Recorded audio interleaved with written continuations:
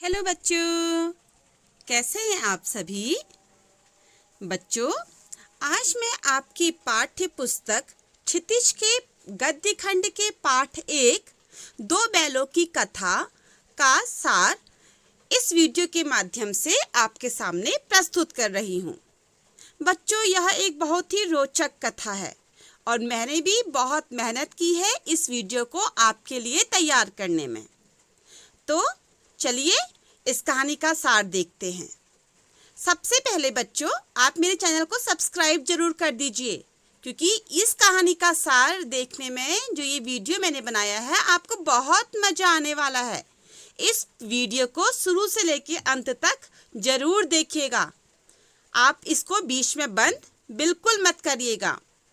और जब आपको शुरू से अंत तक देखने के बाद ये वीडियो अच्छा लगेगा, 101% श्योर हूँ मैं कि आपको ये वीडियो बहुत पसंद आएगा। तो आप मेरे इस वीडियो को लाइक ज़रूर कीजिएगा। और ये एक कहानी है जो हर कोई देख सकता है, तो अपने साथ वालों के साथ इसको शेयर भी कीजिएगा, क्योंकि कहानी सुनना तो छोटे बच्चे हो, बड़े हो या फिर बुढ़े हो, सभी को अच्छा लगता है। तो ये मेरा ये वीडियो सभी लोगों को ज़रूर दिखाइएगा। तो कहानी का सार जानने से पहले थोड़ा सा कहानी के लेखक प्रेमचंद जी के बारे में जानते हैं। प्रेमचंद जी का जन्म सन 1880 में बनारस के लहमी गांव में हुआ था। उनका मूल नाम घनपत राय था। प्रेमचंद जी का बचपन परेशानियों और अभावों में बीता और इनकी शिक्षा भी मात्र बीए तक ही हो पाई थी। उन्होंने शिक्षा विभाग में नौकरी की, परंतु गांधी जी के असहयोग आंदोलन में सक्रिय भाग लेने के लिए सरकारी नौकरी से त्यागपत्र दे दिया और लेखन कार्य में पूरी तरह से समर्पित हो गए। सन 1936 में इस महान कथाकार का देहांत हो गया। बच्चों, प्रेमचंद जी साहित्य को सामाजिक परिवर्तन का सशक्त माध्यम मानते थे। उन्होंने जिस गांव और शहर के परिवेश को देखा और जिया, उसकी अभिव्यक्ति उनके कथा साहित्य में मिलती है। किसानों, मजदूरों की दयनीय स्थिति, दलितों का शोषण, समाज में स्त्री की दुर्दशा और स्वाधीनता आंदोलन आदि उनकी रचनाओं के मूल विषय हैं। बच्चों, प्रेमचंद जी का कथा साहित्य का संसार बहुत ही व्यापक है। इसमें मनुष्य ही नहीं वरन पशु पक्षी को भी अद्भुत आत्मीयता मिलती है। बड़ी से बड़ी बात को सरल एवं सीधे शब्दों में कहना प्रेमचंद जी के लेखन की विशेषता है।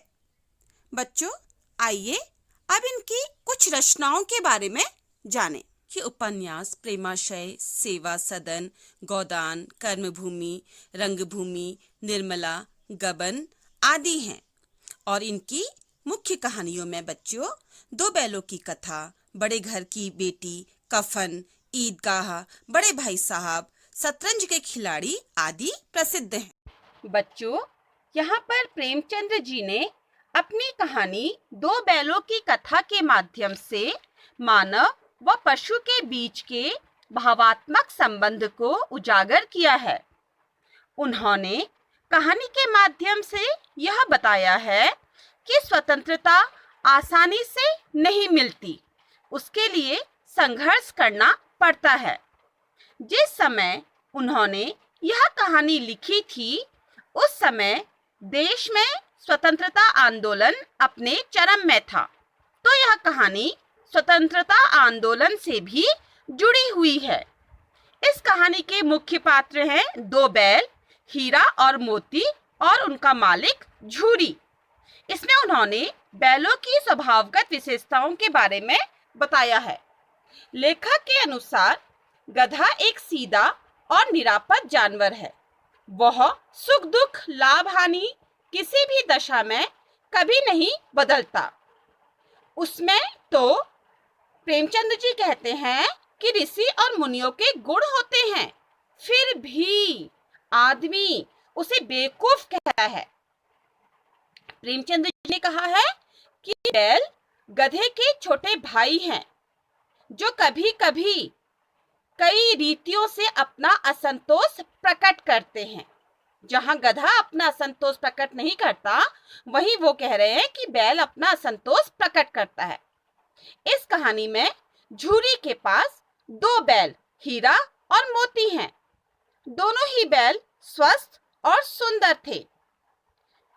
झूरी भी अपने बैलों से बहुत ही ज्यादा प्रेम करता था। हीरा और मोती के बीच में भी आपस में घनिष्ठ संबंध था। झूरी अपने बैलों को आलिंगन करता, उन्हें सहलाता, उन्हें अच्छा अच्छा भोजन देता और बहुत ज्यादा काम उन बैलों से नहीं लेता था। हीरा और मोती भी आपस में अपनी सींगों से खेल करते, एक दूसरे को चाट करके अपना स्नेह प्रकट किया करते थे। बच्चों, एक बार झूरी की पत्नी का भाई गया उनके घर आया और उन दोनों बैलों को अपने खेतों में काम करने के लिए अपने साथ ले गया। हीरा और मोती को वहां जाना अच्छा नहीं लग रहा था, परंतु झूरी की आज्ञा से वे दोनों गया के साथ चले गए और गया के खेतों में काम करने लगे। गया दिन भर उनसे काम लेता और रूखा सूखा भोजन देता। इस कारण से वो दोनों अपनी रस्सी तोड़ करके झूरी के पास वापस आ गए। झूरी की पत्नी को यह बात अच्छी नहीं लगी कि बैल उसके भाई के घर से वापस आ गए। अगले ही दिन गया पुनः झूरी के घर पहुंचता है और दोनों बैलों को फिर से अपने साथ अपने घर ले जाता है। इस बार गया बहुत ही ज्यादा गुस्से में है। वह बैलों से पहले की बार की तुलना में ज्यादा काम कराता है और खाने के लिए बिल्कुल ही सूखा भूसा देता है। गया के इस तरह के व्यवहार से कई बार काम करते समय मोती की इच्छा हुई कि वो गाड़ी खाई में गिरा दे, पर हीरा ने उसे समझाया। मोती बड़ा गुस्सैल था। हीरा धीरज से काम लेता था। हीरा की नाक पर जब खूब डंडे बरसाए गए तो मोती गुस्से में हल लेकर भाग गया, पर गले में रस्सी होने के कारण वह पकड़ा गया। कभी कभी उन्हें खूब मारा पीटा भी जाता था। इस तरह दोनों की हालत बहुत ही खराब थी। वहां उसी घर में बच्चों एक छोटी सी बालिका रहती थी। उसकी माँ मर चुकी थी। उसकी सौतेली माँ उसे बहुत मारती थी, इसलिए उन बैलों से उसे एक प्रकार की आत्मीयता हो गई थी। वह रोज दोनों को चोरी छिपे रोटियां डाल देती थी। इस तरह दोनों की दशा बहुत खराब थी। एक दिन उस बालिका ने उनकी रस्सियां खोल दी और रस्सी खोलने से दोनों बैल गया के घर से भाग खड़े हुए। झूरी का साला गया और दूसरे लोग उन्हें पकड़ने के लिए दौड़े, पर वह उन्हें पकड़ ना सके। भागते भागते दोनों नई जगह पहुंच गए। झूरी के घर जाने का रास्ता वे भूल गए थे, फिर भी बहुत खुश थे। दोनों ने खेतों में मटर खाई और आजादी का अनुभव करने लगे। तभी वहां एक सांड आया। फिर उन दोनों ने उस सांड से मुकाबला किया। दोनों ने मिलकर मेहनत से उस सांड को वहां से भगा दिया और जीत हासिल की। लेकिन खेत में चढ़ते समय वहां का मालिक भी खेत में आ गया। मोती को फंसा देखकर हीरा, जो खेत से बाहर था, वो खुद ही मालिक फंस गया, मतलब मालिक के हाथों बंदी हो गया। दोनों को पकड़कर कांजी हाउस में बंद कर दिया गया। बच्चों, कांजी हाउस वो जगह होती है जहां पर आवारा पशुओं को बंद कर दिया जाता है। वहां और भी कई जानवर थे जिनकी हालत बहुत खराब थी। जब हीरा मोती को रात को भी भोजन न मिला तो दिल में विद्रोह की भावना भड़क उठी और एक दिन दीवार गिराकर दोनों ने दूसरे जानवरों को वहां से भगा दिया। हीरा को बंधा देख मोती भाग सकता था, पर हीरा को बंधा देखकर वह भी भाग न सका। दोनों बैल वहीं रह गए, लेकिन उन्होंने वहां बंद सारे ही जानवरों को वहां से भगा दिया था। तभी वहां कांजी हाउस का मालिक आ गया। और जब उसको पता चला कि हीरा और मोती ने सारे जानवरों को भगा दिया तो उन्होंने उनकी खूब पिटाई की और मोती को एक मोटी रस्सी से बांध दिया। 1 सप्ताह वहीं बंद रहने के बाद कांजी हाउस के मालिक ने जानवरों को कसाई के हाथों बेचने के लिए चले गया और कांजी हाउस के मालिक ने हीरा और मोती को एक दड़ियल आदमी को ले जाकर उसे बेच दिया। बेटा, जो लोग इन नीलामी वाले पशुओं को खरीदते हैं वो उनका व्यवसाय करते हैं। दड़ियल आदमी जो था वो हीरा और मोती को ले जाने लगा। वे समझ गए कि अब उनका अंत समीप है। चलते चलते अचानक उन्हें लगा कि ये परिचित रहा है।